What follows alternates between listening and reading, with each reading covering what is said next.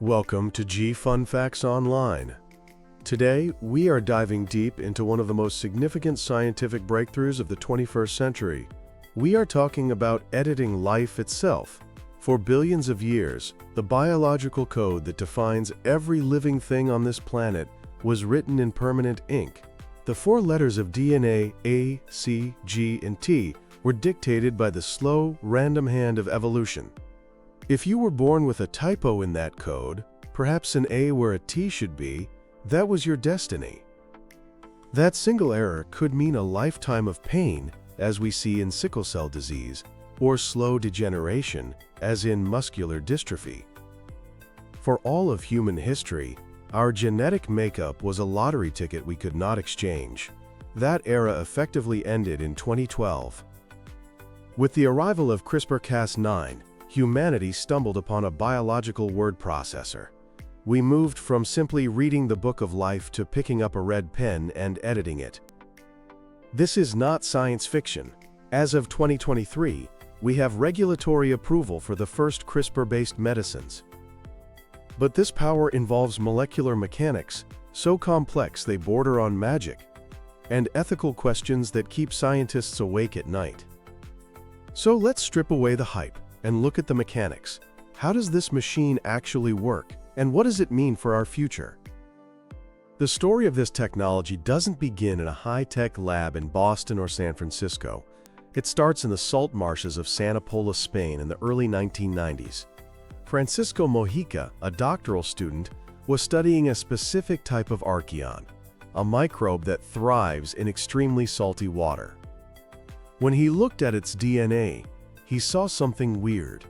He noticed a series of short, repeating DNA sequences.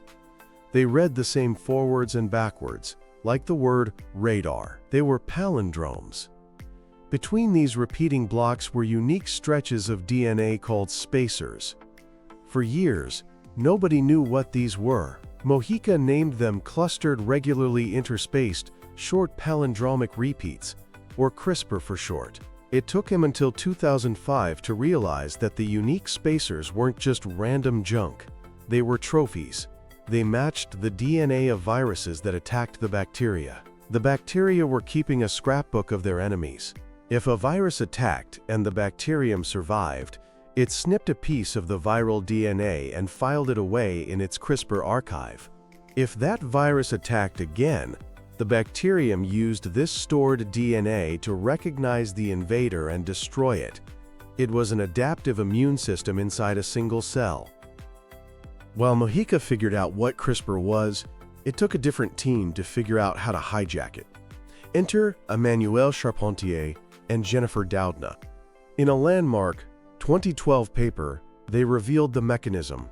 They showed that the CRISPR system relies on a protein enzyme called Cas9. Think of Cas9 as a pair of molecular scissors, but unlike other enzymes that cut DNA at fixed spots, Cas9 is programmable. It is guided to its target by a piece of RNA. Doudna and Charpentier realized that by fusing natural RNA components into a single guide RNA, they could program Cas9 to find and cut any DNA sequence they chose. They had turned a bacterial shield into a human sword.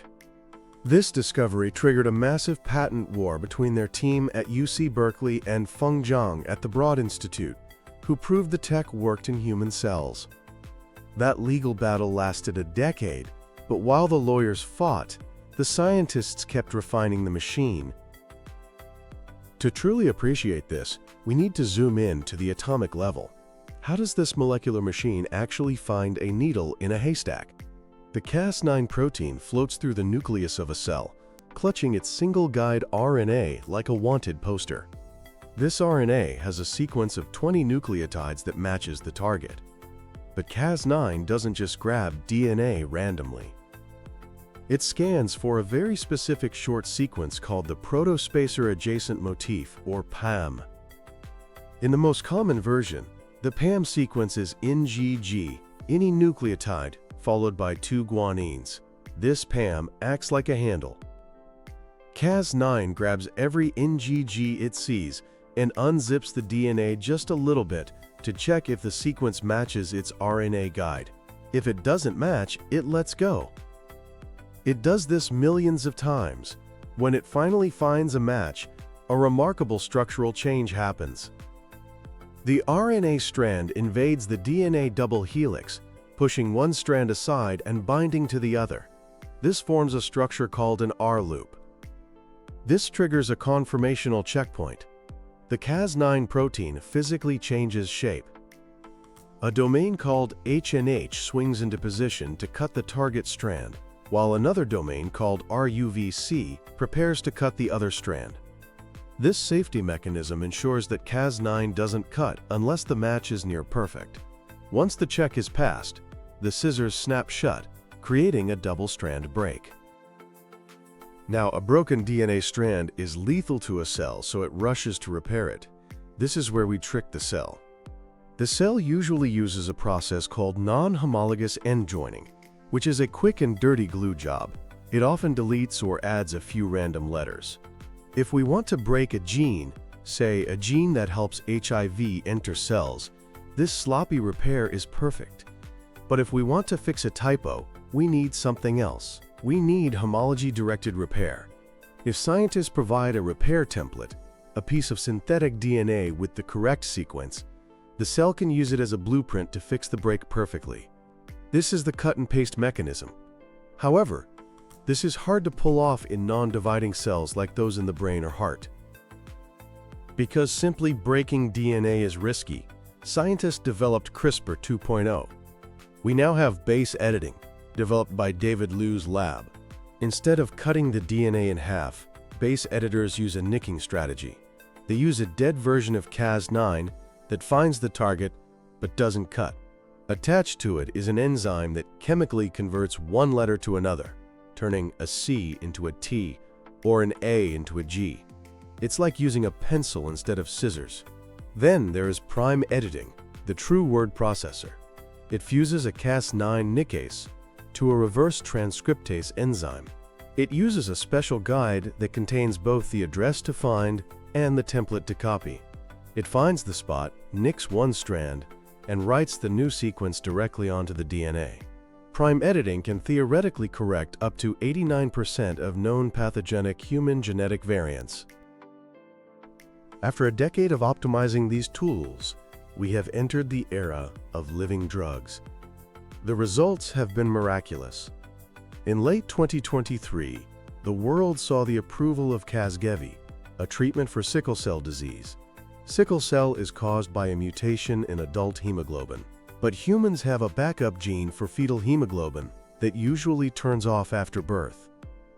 Casgevy doesn't fix the mutation directly. Instead, it uses CRISPR to break the off switch, a gene called BCL11A. By breaking the break, fetal hemoglobin production restarts, compensating for the defective adult hemoglobin. Patients who suffered agonizing pain are effectively cured, but the process is grueling. It involves extracting bone marrow, editing it in a lab, using chemotherapy to wipe out the patient's remaining marrow, and reinfusing the edited cells. It costs over $2 million. We are also seeing success inside the body. In the Brilliance trial for a form of childhood blindness called LCA10, doctors injected CRISPR machinery directly into the eyes of patients. Results published in 2024 showed that some patients, who could previously only distinguish light from dark, could navigate mazes. It was the first proof that we can safely edit tissue inside the human body to restore lost function. Companies like Intellia Therapeutics are pushing even further, injecting lipid nanoparticles carrying CRISPR mRNA directly into the bloodstream to treat liver diseases, achieving massive reductions in toxic proteins with a single shot. However, not every trial ends in victory. The death of Terry Horgan in 2023 was a tragic reminder of the risks. Terry, a young man with Duchenne muscular dystrophy, participated in a customized trial. He died not because of the gene edit itself, but due to a massive immune reaction to the viral vector used to deliver it. It highlighted that while our editing scissors are sharp, The delivery trucks we use to get them into the body still carry lethal risks. Looking to the future, the focus is shifting to epigenetics. Why cut DNA if you don't have to? New tools like CRISPR can silence a bad gene by adding chemical tags to it without breaking the code. The cell remembers this silence for generations, but crucially, it is reversible. If something goes wrong, we can use CRISPR to undo it. We are also looking at multiplexing, editing 10 genes at once to create supercells for fighting cancer. But we cannot discuss the mechanics without the morals. The ability to rewrite the source code of our species forces us to confront difficult questions. In 2018, the world was shocked when a scientist in China edited the embryos of twin girls to make them resistant to HIV. This germline editing means those changes will be passed down to their children and grandchildren. The scientific community condemned it, but the door was opened.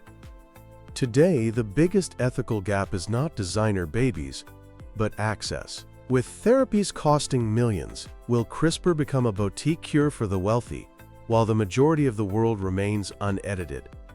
We have transitioned from being passive observers of our biology to active architects of it. The mechanics are working. The God editor is online. The question for the rest of this century is not, can we edit life, but how should we? Thanks for listening to Fun Facts Online.